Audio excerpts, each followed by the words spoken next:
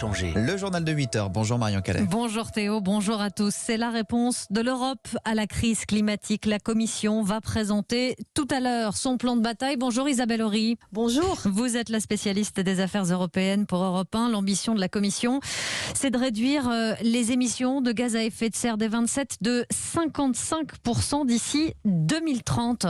Oui, 2030, c'est quasiment demain d'un point de vue climatique. Donc Bruxelles veut frapper fort et vite. Alors vous allez me dire qu'en France, on vient déjà d'adopter ce printemps la loi climat.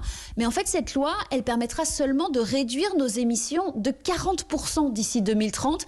Insuffisant pour limiter le réchauffement à 2 degrés.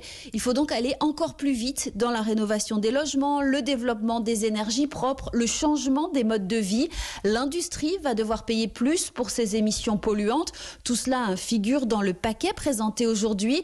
Bruxelles va aussi fixer une date autour de 2035 pour la fin du moteur thermique des voitures. Et attention, sujet sensible Isabelle, la Commission veut aussi instaurer une taxe carbone sur les carburants.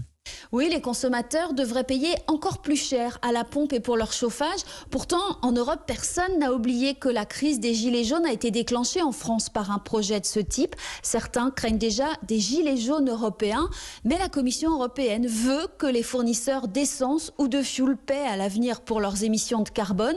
La présidente Ursula von der Leyen explique dans une interview au Monde que cela fait partie de l'effort nécessaire pour atteindre les objectifs. Bruxelles prévoit en parallèle un fonds de solidarité pour les plus défavorisés, mais de nombreux pays, dont la France, restent quand même très sceptiques. Les précisions d'Isabelle Horry à Bruxelles pour Europe 1.